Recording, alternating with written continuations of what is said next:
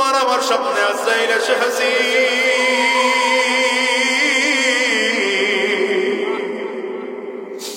আজরাইল যখন জানটারে কবজ করে নিয়ে গেল, এইবার তুমি আর আমি বড় একা। তোমার আমার দামি বাড়ি নাই, দামি গাড়ি নাই, টাকা নাই, পয়সা নাই, সম্মান ইজ্জত কোনো কিছুই তোমার আমার সাথে নাই। এবার ধরাধরি করিয়ে তোমাকে ঘরের ফ্লোরের মধ্যে নামাইয়া ঘরের চাটাইটারে বিছাইয়া চিৎ করে লম্বা করে শোয়াইয়া দিল।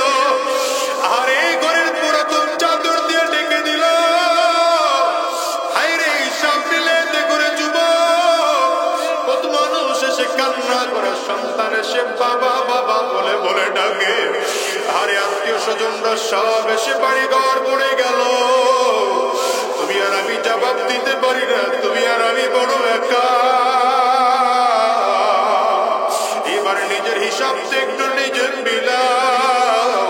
একদম লোক চলিয়া গেল বাজার থেকে বড়ই বাদাম গরম পানি করার জন্য, একদম লোক চলিয়ে গেল বাজার থেকে কাফনের কাপড় কিনে আনার জন্য, একদম লোক চলিয়ে গেল সাবান কিনে আনার জন্য, আর একদম লোক চলিয়ে গেল ওই বাগানের কিনারায় চারিদিক থেকে কাপড়ের ঘেরাও করিয়া তোমারে আমার ধরা ধরে করিয়া বাগানের কিনারায় নিয়ে যায়। বাগানের কিনারায় নিয়ে সুন্দর করে যত্ন সহকারে ডলিয়া ডলিয়া গোসল করাইয়া বাজার থেকে কিনে আনা সাদা কাপড়টারে বিছাইয়া তোমারে আমারে বড় যত্ন সহকারে প্যাকেট করা।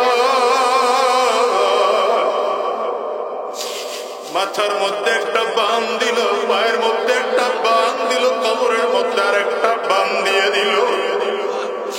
এইবার তাকিয়ে দেখো গোটা দুনিয়াটা মিথ্যা। এই দুনিয়ার ক্ষমতাও কাজে লাগলো না, এই দুনিয়ার সম্পদও কাজে লাগলো না। এই দুনিয়ার মানুষ তোমার আমার লাশটারে ধরাধরি করিয়া কাটিয়াটার মধ্যে উঠাইয়া এমন কোন মাঠে নিয়ে আইসা ঘরে তোমাকে আমাকে ধরাধরি করিয়া জানাজা না পড়াবে। ইমাম দাঁড়ায় যাবে জানাজা ইমামতি করার জন্য, জানাজা কমপ্লিট করাইয়া কাদের মধ্যে নিয়ে কবরের দেশে নিয়ে রওনা হবে।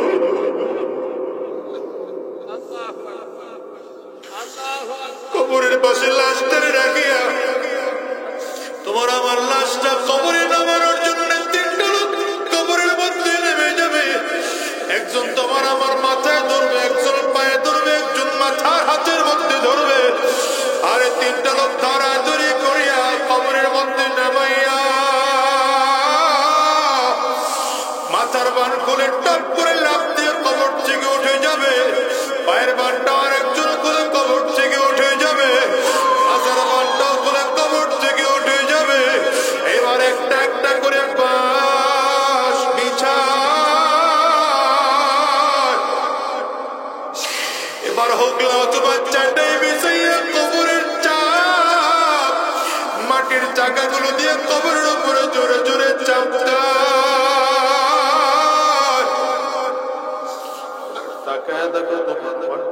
মাটি, বাবাও মাটি, সামনেও মাটি, উপরেও মাটি, নিচেও মাটি,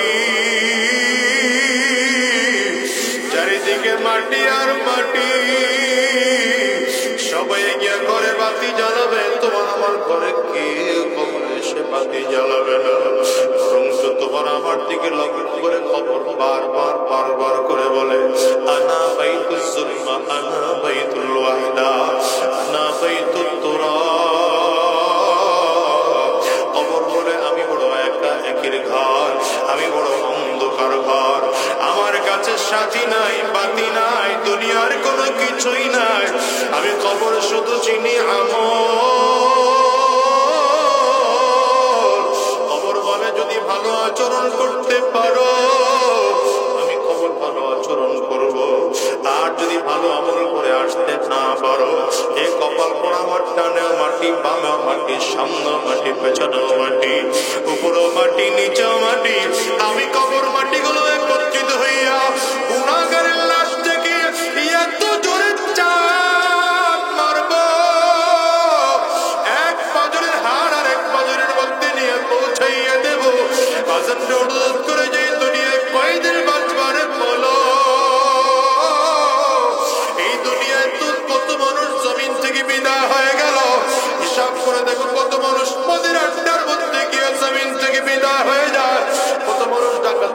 গিয়ে জমিন থেকে বিদায় হয়ে যায়।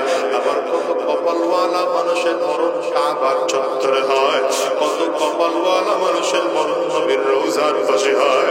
আর তোমার আমার মরণ জানি কেমন হয়। ওই কবর তো বড় ভয়ঙ্কর। রাহমাতুল লিল আলামিন বলেন, আল কবর রাউযাতুম মিন রিয়াজিল জান্নাহ আও হুফরাতুম মিন হুফারিন নার। কবরটা কারো জন্য জান্নাতের টুকরা হবে, আবার কবর কারো জন্য জাহান্নামের গর্ত হবে। তোমার আমার কবর যেন কেমন হয়। কত কবরে আগুন দেখা যায়, কত কবরে ধোঁয়া দেখা যায়, আবার কত কবরের মধ্যে লাশ তাজা পাওয়া যায়। ওই কুড়িগ্রাম দিয়ে দেখো গুনগুনশীল লাশ 23 বছর পরে কবর থেকে উঠানো হয়েছে, 27 বছর পরে কবর থেকে উঠানো হয়েছে। তার লাশের দিকে তাকিয়ে দেখো, লাশটা এত তাজা, হয় যেন কাফনের কাপড়টা পর্যন্ত পুরনো হয় নাই। ও বাজান, দুনিয়ায় কয়দিন বাঁচবা বলো? আজ আছে, আগামীকালকে থাকবো এমন কোনো গ্যারান্টি নাই। আজকের এই ময়দানটাকে জীবনের শেষ ময়দান মনে করে, আজকের এই মাহফিলটাকে জীবনের শেষ মাহফিল মনে করে, আজকের এই রাত জীবনের শেষ রাত মনে করে আমার মালিকের কাছে ওয়াদা করে যাও আর বলো, আল্লাহ, যতদিন এই দুনিয়ার মধ্যে বেঁচে থাকবো আর হারাম রাস্তায় কদম বাড়াবো না, আর শয়তানি রাস্তায় কদম বাড়াবো না, আর গুনাহের পথে চলবো না, আর শয়তানি রাস্তায় কদম বাড়াবো না। আল্লাহ কারা কারা ওয়াদা করতে তৈয়ার? দুইটা হাত উঁচা করে আমার একটু দেখা, আওয়াজ দিয়ে চিৎকার করে জোরে ডাকো, আল্লাহ। চোখে যদি পানি না সে কান্নার বান ধরে আমার মালিকের ডাক আর ভাবে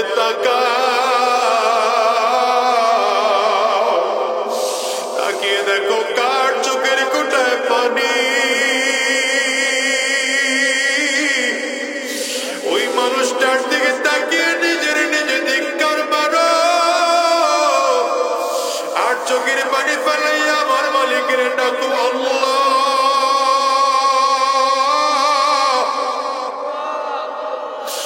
দুনিয়ার ঘরে আগুন লাগলে যেমন পানি ছড়া নিভানো যায় না, ওই কবরে যে জাহান্নামের আগুন,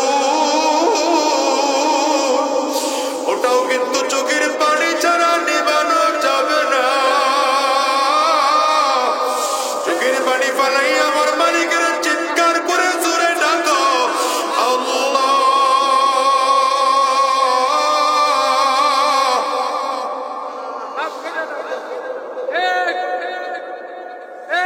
সকলেরই দরজা হইতে আল্লাহ ফিরিয়া তোমারি দরওয়াজার রইলা করিয়া। আল্লাহ সবাই মিলে ওয়াদা করলাম আর হারাম রাস্তায় চলবো না, শয়তানি রাস্তায় কদম বাড়াবো না, গুনাহের পথে আর চলবো না।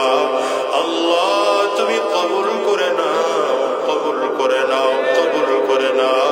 চিৎকার করে বলো আমিন। আওয়াজ দিয়া জবান করে বলো, আল্লাহুম্মা আমিন। উলাইকা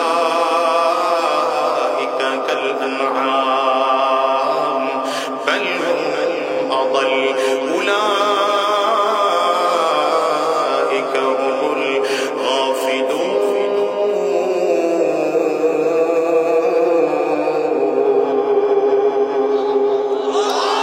বান্দা, তোমার মধ্যে রাগ আছে, কিন্তু আর রাগকে আকল দিয়ে নিয়ন্ত্রণ করেছো। হিংসা আছে, কিন্তু হিংসা আকল দিয়ে নিয়ন্ত্রণ করেছো। লোভ আছে, যদি লোভটাকে আকল দিয়ে নিয়ন্ত্রণ করেছো তাইলে ভালো। আর যদি করতে না পারো তবে তোমার অবস্থা হলো দুনিয়ার যত জন্তু, ভেড়া, শিয়াল, শুয়োর, কুকুর, তার চেয়েও তোমার অবস্থা খারাপ। দামি হওয়ার জন্য আল্লাহ তাআলা আপনার আমার মধ্যে আকল দিয়ে পাঠাইলেন। আবার আকলটাকে পরিচালনা করার জন্য আল্লাহ তাআলা কোরআনুল কারীম দিলেন। নামাজ করে বলেন শুধু কোরআন বোঝার জন্য। আবার আল্লাহ তাআলা নবী মুহাম্মদুর রাসূলুল্লাহ সাল্লাল্লাহু আলাইহি ওয়াসাল্লামকে আল্লাহ তাআলা পাঠাইলেন। ও মুসলমান, যদি দামি হতে চাও তাইলে এক নম্বর নিজের আকল দিয়ে, নিজের বিবেক দিয়ে গুনাহ থেকে বেঁচে থাকো। নিজের আকলটাকে পরিচালনা করার জন্য এবার কোরআনুল কারীমকে সহযোগিতা গ্রহণ করো। কোরআন যদি না বুঝো তাইলে আল্লাহ তাআলা বলেন এবার নবীর কাছ থেকে কোরআন জেনে নাও। আমার নবীকে জমিনে পাঠিয়েছি কোরআন তোমাদেরকে বোঝানোর জন্য। নবীজি নিজে বলেন বুইসতু লিউতাম্মিমা মাকারিমাল আখলাক বুইসতু মুআল্লিমা। আমাকে গোটা জাতির উস্তাদ বানিয়ে জমিনে পাঠানো হয়েছে। আমাকে উত্তম চরিত্র জমিনের মধ্যে পরিপূর্ণ করে দেওয়ার জন্য জমিনে পাঠানো হয়েছে। দেখেন তো মুসলমান, নবীর সাহাবায়ে কেরাম রিদওয়ানুল্লাহি তাআলা আলাইহিম আজমাইন যারা জন্মসূত্রে ছিলেন জাহান্নামের আসামি, এই মানুষগুলো নবীজির হাতে হাত দিয়ে কালিমা পড়ে মুসলমান হয়ে এমন দাবি হয়ে গেলেন সাহাবায়ে কেরাম, এরা দুনিয়ায় থাকা অবস্থায় জান্নাতের সার্টিফিকেট পেয়ে গেলেন। সাহাবায়ে কেরাম একজন নয়, দুইজন নয়, এক এক করে করে 10 জন সাহাবীকে নবীজি নিজের জীবদ্দশায় জান্নাতের সার্টিফিকেট দিয়েছে। অথচ সাহাবায়ে কেরামদের অবস্থার দিকে তাকান, দুনিয়ার হালাত তাদের এমন ছিল, পোশাক খুব ভালো না। দ্বীনের পথে চলার কারণে আবু বকর সিদ্দিক রাদিয়াল্লাহু আনহু দামি পোশাক পর্যন্ত পড়তে পারেন নাই। আবু বকর সিদ্দিক রাদিয়াল্লাহু আনহু মাঝে মাঝে চালার চট পড়ে পড়ে চলতেন।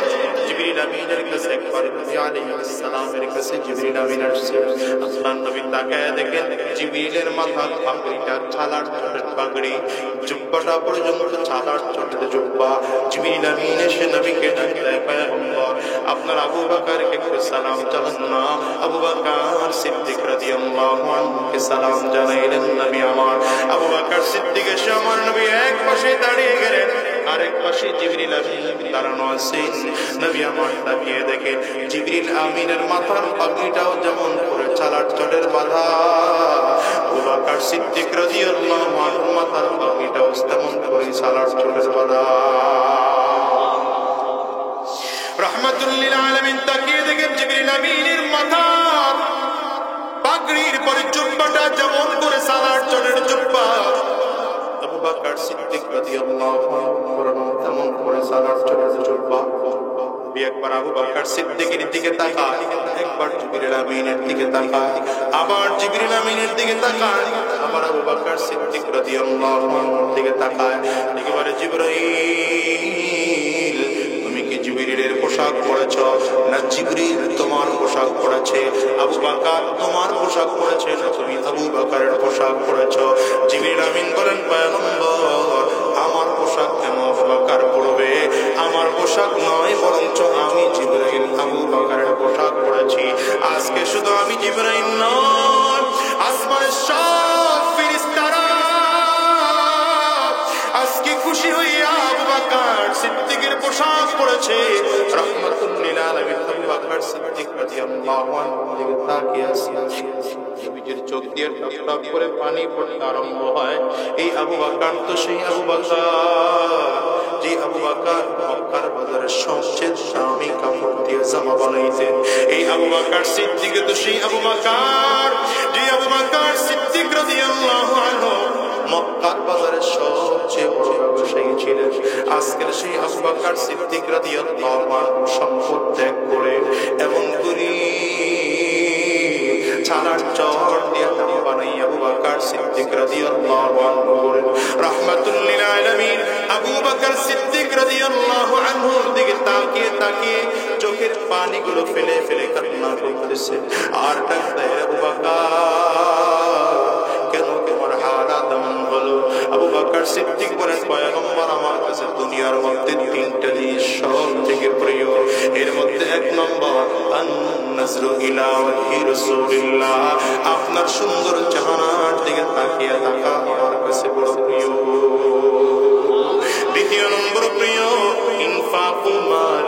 আলা রাসূলিল্লাহ, আমার যত সম্পদ আছে সব সম্পদগুলো আপনার জন্য খরচ করা আমার কাছে প্রিয়। 3 নম্বর গো পয়গম্বর, আমার কাছে 3 নম্বর প্রিয়, আমার একটা বাচ্চা মেয়ে আছে, আমার বারবার করে মন চায় মেয়েটাকে আপনার কাছে বিয়ে দেব। ও দুনিয়ার মুসলমান জানো, রাহমাতুল লিল আলামিন কোন জবাব দেন না, হ্যাঁ বলেন না, নাও বলেন না, কি বলবেন আমার নবী? যদি হ্যাঁ বলেন তাইলে মাত্র 6 বছর একটা বাচ্চা মেয়েকে আমার নবীর বিয়ে করালো। আবার যদি ডাইরেক্ট না বলেন তাইলে আবু বকর সিদ্দিক রাদিয়াল্লাহু আনহুর মতো প্রিয় মানুষটা কষ্ট পেয়ে যায়।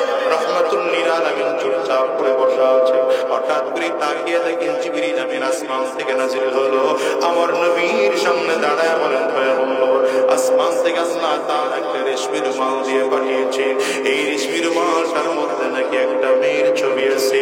আমার আল্লাহ বলেছে এই মেয়েটাকে যদি পছন্দ হয়, এই মেয়েটার বিয়ের প্রস্তাব আমার আল্লাহ নিজে দিয়া জিবরিলকে পাঠাইছে।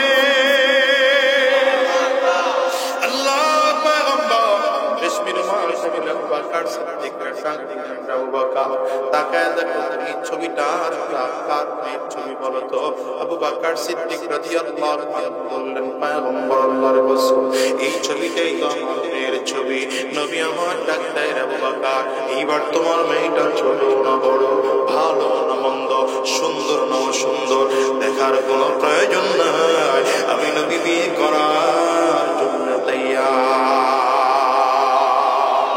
এই আবু বকর সিদ্দিক রাদিয়াল্লাহু আনহু মক্কার বাজারে সবচেয়ে দামি কাপড় দেয়া আবু বকর সিদ্দিক জামা বানাইতেন।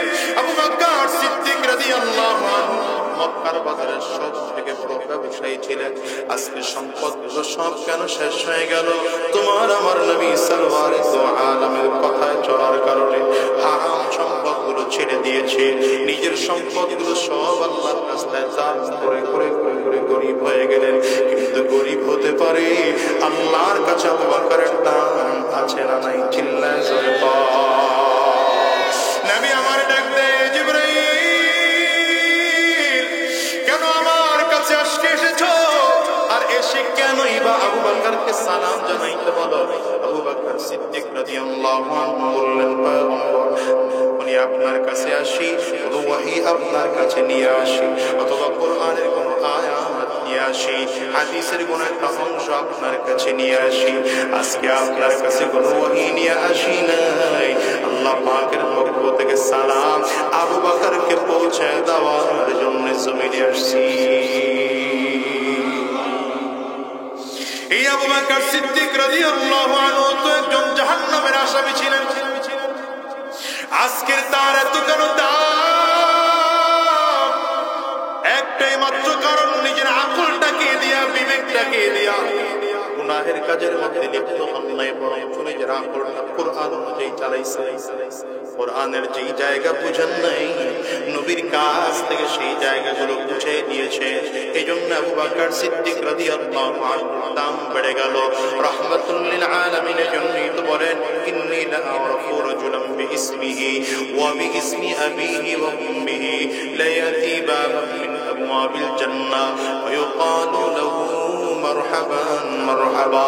নবী আমার ডেকে বলেন, এই সাহাবায়ে কেরাম শোনো, আমি এমন একজন লোকের নাম জানি, তার বাবার নামটাও জানি, মায়ের নামটাও জানি, আমি নবী বংশ পরিচয় তার ভালো করে জানি। এই লোকটা যখন কিয়ামতের ময়দানে জান্নাতের গেট দিয়ে ঢুকতে থাকবে, জান্নাতি ফেরেশতারা আমন্ত্রণ নিমন্ত্রণ জানানোর জন্য দুই দিক দিয়ে লাল গালিচা বিছাইয়া কাতার করে দাঁড়িয়ে যাবে। আল্লাহর বান্দা যখন ঢুকতে থাকবে, ফেরেশতারা মারহাবা মারহাবা বলে নিমন্ত্রণ জানাবে। সাহাবায়ে কেরাম ডেকে বলেন, পয়গম্বর এমন দামি মানুষটাকে আমরা একটু তার নাম জানতে চাই। নবী আমার ডেকে বললেন, নামটা জানতে চাও? তাইলে জেনে নাও, লোকটার কেউ নয়, লোকটা আমার সাহাবী আবু বকর। ফজরের নামাজের পরে রাহমাতুল লিল আলামিন একবার ডেকে বলেন, সাহাবায়ে কেরাম ইন্নী রাআইতু কসরান ফি নাওমি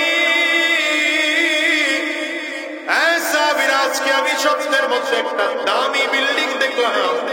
দামি বিল্ডিংটা 4টা দেওয়াল দিয়ে তৈরি করা হয়েছে।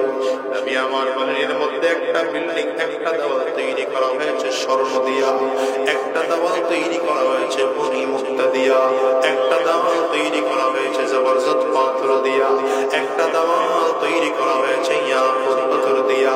এই দেওয়ালগুলোর গাঁথনি করতে গিয়ে মাঝখানে কোনো বালু আর সিমেন্ট ব্যবহার করা হয় নাই, মাঝখানে ব্যবহার করা হয়েছে মিশক আর আম্বর। নবী আমার ডাক দেয় এত সুন্দর বিল্ডিং তৈরি করতে গিয়া শেষ সময় বানানো হয়েছে নিচের ফ্লোরটা বানানো হয়েছে জাফরান দিয়া। নবী আমার ডেকে ডেকে বলে এত দামি বিল্ডিং দেখা জিজ্ঞাসা করলাম লিমান হাদা, এত সুন্দর ঘরটা কার? একজন এসে বললেন ফাতা মিন কুরাইশ, এটা কুরাইশ বংশের একজন যুবক। নবী আমার দিকে বলেন জানান্তু ইন্নী মিন কুরাইশ ওয়া ইন্নাহু লি, মনে মনে চিন্তা করলাম আমিও তো কুরাইশ বংশের একজন যুবক, তাইলে মনে হয় জান্নাতের বাড়িটা আমার জন্য বরাদ্দ করা হয়েছে। নবী আমার ডেকে বলেন এক কদম চিন্তা করে কদম সামনে বাড়াইলাম, হঠাৎ করে আল্লাহর ফেরেশতা এসে সামনে দাঁড়িয়ে ডেকে বললেন পয়গম্বর এই বাড়িটা আপনার নয়, এ বাড়ি আপনার সাহাবী উমরের। আল্লাহু আকবার, চিৎকার করে আওয়াজ করে বল। নবী আমার ডাক দেয় রে উসমান, ইন্না লিকুল্লি নাবিয়্যিন রাফীকুম ফিল জান্নাহ ওয়া আনতা রাফীকি ফিল জান্নাহ ইয়া উসমান। রে উসমান, সব নবীদেরকে জান্নাতের মধ্যে একজন সঙ্গী দেওয়া হবে, সাথী দেওয়া হবে, বন্ধু দেওয়া হবে। জান্নাতের মধ্যে আমি নবীর বন্ধু আর সাথী আর সঙ্গী যে হবে সে আর কেউ নয়, সেই হবে ওসমান। নবী আমার ডাকতে আলী, জান্নাতের মধ্যে আমি নবীর বাড়িটা যেখানে হবে আমার বাড়ির বরাবর সামনেই থাকবে তোমার ভাই হযরত আলী রাদিয়াল্লাহু আনহু বলেন পয়গম্বর আমার বাড়িটা আপনার বাড়ির সামনে হবে না পিছনে হবে, আমার জানার সেটা বেশি প্রয়োজন না, আমার জানার সব থেকে বেশি দরকার পয়গম্বর আমার বাড়ি বসে জান্নাতে থাকা অবস্থায় যদি আপনার চেহারা দেখতে মনে চান, কারণ দুনিয়ায় থাকা অবস্থায় একটু মনটা খারাপ হয়ে গেলে আপনার চেহারা দেখতে মনে চায়, আপনার চেহারার দিকে তাকাইলে দিলটা ভালো হয়ে যায়, মনটা ভালো হয়ে যায়। ওগো নবী আমার জান্নাতের মধ্যে থাকা অবস্থায় যদি আপনার চেহারা দেখতে মনে চায়, মনে চাইলে আপনার চেহারা দেখা যাবে নি। রাহমাতুল লিল আলামিন বললেন রে আলী, জান্নাতের মধ্যে তোমার বাড়িটা আমার আল্লাহ আমার সুন্দর করে সেটিং আর ফিটিং করে দিবে, জানালার পর্দাগুলো সরিয়ে দিবা, দরজার পর্দাগুলো সরিয়ে দিবা, সরিয়ে দিতে দেরি হয় আমি নবীর চেহারা দেখতে দেরি হবে না।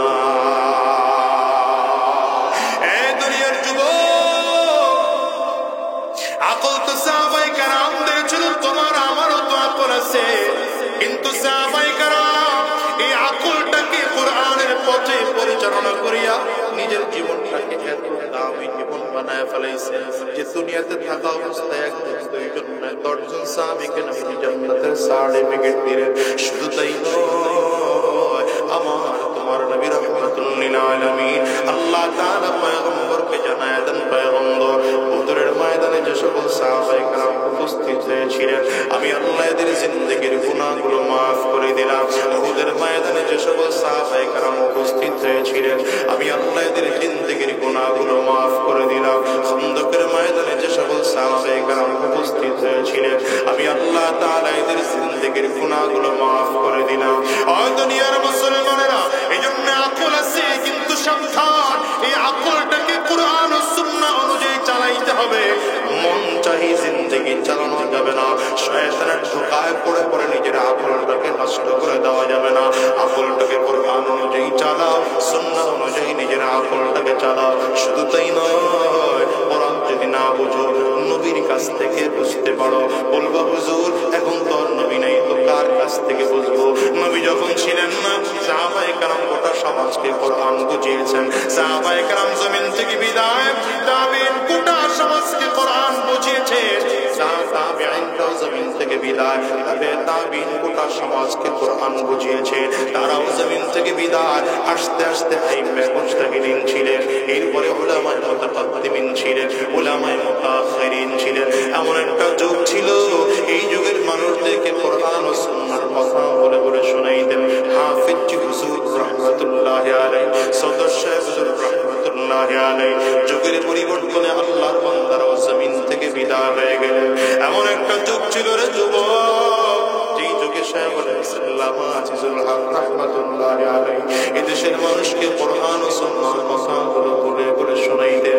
ফজলুল হক আমিনী রাহমাতুল্লাহি আলাইহি এদেশের মানুষকে দ্বীনের কথাগুলো বলে বলে শোনাইতেন। কুতুবুল আলম কালো মানিক সৈয়দ ফজলুল করিম রাহমাতুল্লাহি আলাইহি এদেশের মানুষকে কোরআন ও সুন্নাহর কথাগুলো বলে বলে শোনাইতেন। আল্লাহর বান্দারা যুগের পরিবর্তনে জমিন থেকে বিদায় হয়ে চলে গেলেন। এমন একটা সময় ছিল মানুষকে দ্বীনের কথাগুলো বলে বলে শোনাইতেন। শায়খুল ইসলাম আল্লামা শাহ আহমদ শফি রাহমাতুল্লাহি আলাইহি এমন একটা যুগ ছিল মানুষকে দ্বীনের কথাগুলো বলে বলে শোনাইতেন। আল্লামা জুনাইদ বাবুলাবরী রাহমাতুল্লাহি আলাইহি আল্লাহর বান্দারা জমিন থেকে বিদায় হয়ে গেলেন। ওরে যুবক, এই যুগের যে উলামায়ে কেরাম আছেন, হাক্কানি উলামায়ে কেরাম তোমাদেরকে কোরআন বুঝাইতে চায়, সুন্নাহ বুঝাইতে চায়। সাবধান, পা দুইটা যদি আগে দাও, পায়ে হাত রেখে বলবো হারাম রাস্তায় চলিও না, শয়তানি রাস্তায় চলিও না, সুদের কারবার করিও না, ঘুষের কারবার করিও না, হারাম রাস্তায় কদম বাড়াও না। এই যুগের উলামায়ে কেরামরা তোমাদেরকে হাতে ধরে ধরে দ্বীনের পথে ডাকে, পায়ে ধরে ধরে দ্বীনের পথে ডাকে। এমন একটা সময় আসবে এই উলামায়ে কেরামত থাকবে না। যুগ আস্তে আস্তে আস্তে আস্তে এমন হয়ে যাবে, টোটাল সমাজ থেকে উলামায়ে কেরাম জমিন থেকে বিদায় হয়ে যাবে, সমাজটা আলেম শূন্য হয়ে যাবে। সেই দিন গোটা সমাজে আলেম থাকবে না, পুরো সমাজ পথহীন হয়ে যাবে। যুবক, কয়দিন দুনিয়া থাকবা বলো? মন চাই জিন্দেগি কয়দিন চালাইবা বলো? আজ আছে, আগামীকালকে দুনিয়া থাকবে এমন কোনো গ্যারান্টি নেই। আছে নাকি? হিসাব দিলে দেখো না, এই দুনিয়ায় তো আসার সিরিয়াল আছে, বাজার যাওয়ার কিন্তু কোনো সিরিয়াল নাই। এই দুনিয়া আগে দাদা আসে, তারপরে বাবা আসে, তারপরে সন্তান আসে। যাওয়ার সময় এমন দাদা দুনিয়া থাকে না, জমিন থেকে বিদায় হয়। বাবা দুনিয়া থাকে, সন্তান জমিন থেকে বিদায় হয়। আপনার আমার ক্ষেত্রে এমন হতে পারে কি পারে না? একটু আওয়াজ করেছিলেন। এসব মিলাতে করে যুবক, এই মস্তিষ্কের মধ্যে খুঁজতে পাওয়া যাবে কত মানুষ যেন আছে মা হারাম, কত মানুষ যেন আছে বাবা হারাম। আমি আজাদির ঘরেও তো আমার মা জমিন থেকে বিদায় হয়ে গেল। আজকে 18টা বছর হয়ে গেল আমি আমার মা দেখা পাই না। 18টা বছর পর্যন্ত আমি একটা আপেল কিনে আমার মাকে খাওয়াবো, নিজের মায়ের জন্য একটা কাপড় কিনে নিয়ে মাকে উপহার দেবো পারি না।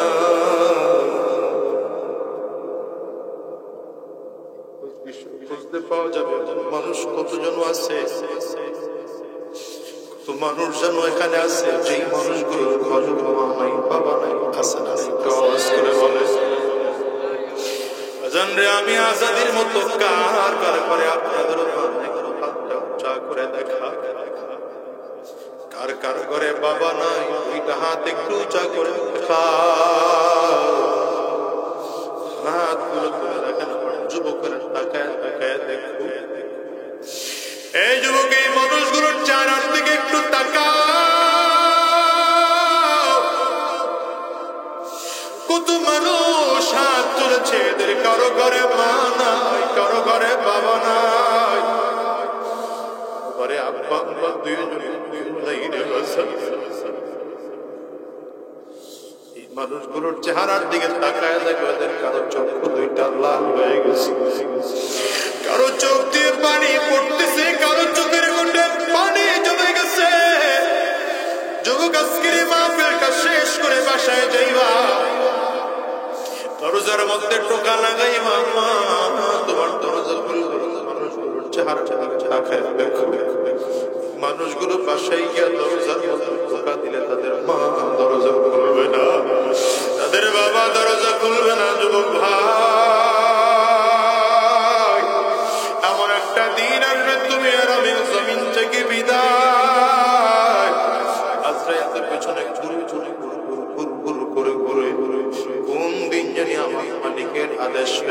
যায়, কোন দিন আজরাইল সামনে এসে দাঁড়িয়ে যায়। একটা বারের জন্য নিজের হিসাব নিজে মিলাও। গুনাহগারের সামনে যখন আজরাইল এসে দাঁড়িয়ে যাবে, গুনাহগার তাকিয়ে দেখবে আজরাইলের পা দুইটা জমিনে দেখা যায়, মাথাটা সাত আসমানের উপরে দেখা যায়। আজরাইলের এত ভয়ঙ্কর চেহারা। আজরাইল আলাইহিস সালাতু ওয়াস সালামের একটা পা পৃথিবীর পূর্ব প্রান্তে দেখা যায়, আর একটা হাত পৃথিবীর পশ্চিম প্রান্তে দেখা যায়। আজরাইল আলাইহিস সালাতু ওয়াস সালামের চক্ষু দুইটা উহুদ পাহাড়ের চেয়ে বড় মনে হয়। আজরাইল আলাইহিস সালাতু ওয়াস সালামের প্রত্যেকটা পশমের গোড়াল থেকে মনে হয় যেন আগুনের ফুলকি বের হয়। এই কলিজার টুকরা যুবক রে, বাজান রে, হাতগুলো চোখের পানিগুলো ফেলে চক্ষু দুইটা বন্ধ করে ফেল। মাথাটা নিচের দিকে দিয়া 2 মিনিটের জন্য একটু মুরাদ বাবায় চলে যাও, দেখো চোখ দিয়া পানি আসে কিনা, দিলটা নরম হয়ে গেলে। মনে মনে এবার চিন্তা করো, তোমার আমার সামনে আজরাইল এসে হাজির।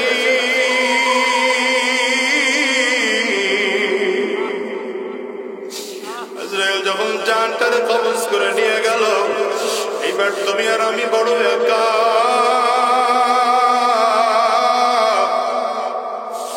আমার দামি বাড়ি নাই, দামি গাড়ি নাই, টাকা নাই, পয়সা নাই, সম্মান ইজ্জত কোনো কিছুই তোমার আমার সাথে যাবে। এবার ধরাধরি করিয়ে তোমাকে ঘরের ফ্লোরের মধ্যে নামাইয়া ঘরের চাটাইটারে বিছাইয়া চিৎ করে লম্বা করে শোয়াইয়া দিল। আর এই ঘরের পুরাতন চাদর দিয়ে ঢেকে দিল।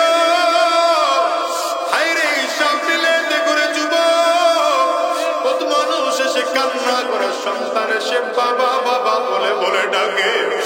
আরে আত্মীয় স্বজনরা সব এসে বাড়ি ঘর পড়ে গেল, তুমি আর আমি জবাব দিতে পারি না, তুমি আর আমি বড় একা।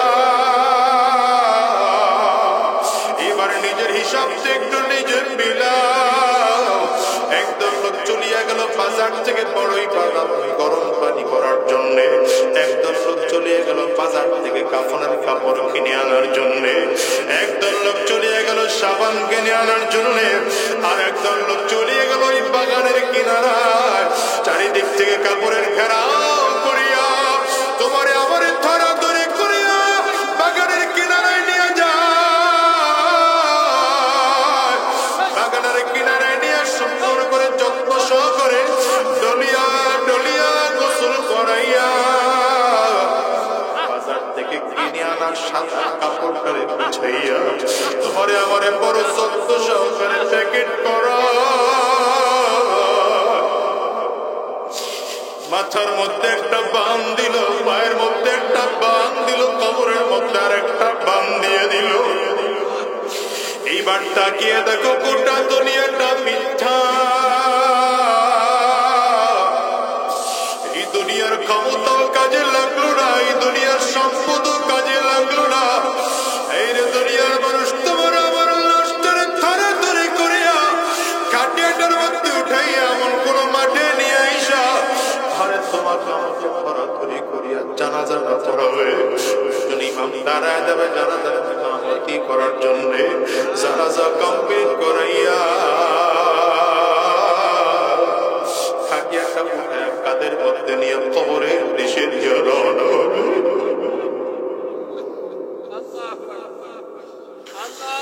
কবরের পাশে লাশটারে রাখিয়া তোমার আমার লাশটা কবরে নামানোর জন্য 3টা লোক কবরের মধ্যে নেমে যাবে।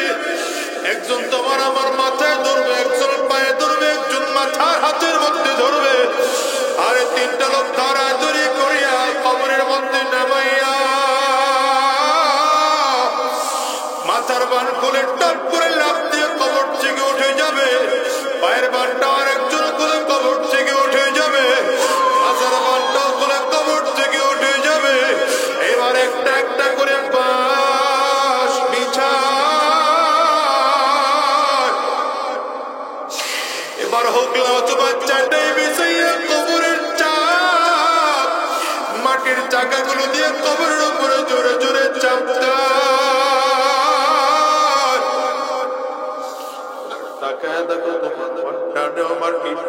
মাটি, সামনেও মাটি, উপরেও মাটি, মাটি নিচেও মাটি, চারিদিকে মাটি আর মাটি। সবাই গিয়ে ঘরে বাতি জ্বালাবে, তোমার আমার ঘরে কেউ কবরে এসে বাতি জ্বালাবে না, বরঞ্চ তোমার আমার দিকে লক্ষ্য করে খবর বারবার বারবার করে বলে, আনা বাইতুল যুলমা, আনা বাইতুল ওয়াহদা, আনা বাইতুত তুরাব। খবর বলে আমি বড় একা একের ঘর, আমি বড় অন্ধকার ঘর, আমার কাছে সাথী নাই, বাতি নাই, দুনিয়ার কোনো কিছুই নাই। আমি কবর শুধু চিনি আমল। কবর বলে যদি ভালো আচরণ করতে পারো, আমি কবর ভালো আচরণ করব। আর যদি ভালো আমল করে আসতে না পারো, এ কপাল পোড়া আমার ডানেও মাটি, বামেও মাটি, সামনেও মাটি, পেছনেও মাটি, উপরেও মাটি, নিচেও মাটি। আমি কবর মাটিগুলো একত্রিত হইয়া গুনাহগারের লাশ থেকে এত জোরে চাপ মারব, এক পাজরের হাড় আর এক পাজরের মধ্যে নিয়ে পৌঁছাইয়া দেব। বাজানকে অনুরোধ করে যে দুনিয়ায় কয়দিন বাঁচবারে বলো। এই দুনিয়ায় তো কত মানুষ জমিন থেকে বিদায় হয়ে গেল, হিসাব করে দেখো কত মানুষ মদের আড্ডার মধ্যে গিয়ে জমিন থেকে বিদায় হয়ে যায়, কত মানুষ ডাকাতি করতে গিয়ে জমিন থেকে বিদায় হয়ে যায়। আবার কত কপালওয়ালা মানুষের মরণ কাবার চত্বরে হয়, কত কপালওয়ালা মানুষের মরণ নবীর রওজার পাশে হয়। আর তোমার আমার পরম জানি কেমন হয়।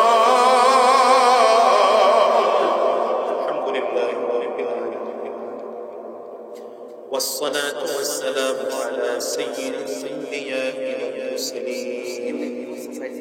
ربنا ظلمنا أنفسنا وإن لم تغفر لنا وترحمنا لنكونن من الخاسرين. ربنا لا تزغ قلوبنا بعد إذ هديتنا وهب لنا من لدنك رحمة إنك أنت الوهاب. رب ارحمهما كما ربياني صغيرا، رب ارحمهما كما ربياني صغيرا. ربنا فاغفر لنا ذنوبنا وكفر عنا سيئاتنا وتوفنا مع الأبرار. رب العالمين মেহেরবান খোদা, আমাদের জিন্দেগির গুনাহ খাতাগুলো মাফ করে দাও, আমাদেরকে দ্বীন ও ইসলামের জন্য কবুল করে নাও। দুনিয়ার জমিনে যতদিন বেঁচে থাকবো তোমার গোলামি করার তৌফিক দিয়ে দাও। জমিন থেকে যখন বিদায় হয়ে যাব ঈমান নিয়ে যাওয়ার তৌফিক দিয়ে দিও। শয়তানের ধোঁকা থেকে আমাদেরকে হেফাজত করো। আয় আল্লাহ, সব রকম বিপদ থেকে আমাদেরকে হেফাজত করো। রব্বে করিম, বাংলাদেশকে ইসলামের দেশ বানিয়ে দাও। রব্বে করিম, কোরআনের দেশ বলে কবুল করে নাও। আয় আল্লাহ, এই মাদ্রাসাকেও তুমি কবুল করে নাও। আজকের এই মাদ্রাসা করতে গিয়ে যারা টাকা পয়সা বেতন শ্রম বুদ্ধি দিয়ে সহযোগিতা করলেন, প্রত্যেককে তুমি কবুল আর মঞ্জুর করে নাও। এই মাদ্রাসার আসাতিজায়ে কেরাম, তুলাবায়ে আযম, মুহিব্বিন, মুতাআল্লিকিন প্রত্যেককে তুমি কবুল করে নাও। আয় আল্লাহ, আজকের এই মাহফিলকেও তুমি কবুল করে নাও। আমার পর্দার আড়ালের মা বোনদেরকেও কবুল করে নাও। মুরব্বী বাজানদেরকেও কবুল করে নাও। মাসুম বাচ্চাদেরকেও কবুল করে নাও। আয় আল্লাহ, আমাদেরকে দ্বীন ও ইসলামের জন্য কবুল করে নাও। দুনিয়ার জমিনে যতদিন বেঁচে থাকবো তোমার গোলামি করার তৌফিক দিয়ে দাও। জমিন থেকে যখন বিদায় হয়ে যাব ঈমান নিয়ে যাওয়ার তৌফিক দিয়ে দিও। আয় আল্লাহ, আমাদেরকে দ্বীনের পথে চলার তৌফিক দিয়ে দাও, ইসলামের পথে চলার তৌফিক দিয়ে দাও, তোমার গোলামি করার তৌফিক দিয়ে দাও। আয় আল্লাহ, দ্বীনের পথে আমাদের জন্য কবুল করে নাও। সুবহানা রাব্বিকা রাব্বিল ইজ্জাতি আম্মা ইয়াসিফুন ওয়া সালামুন আলাল মুরসালিন ওয়াল হামদু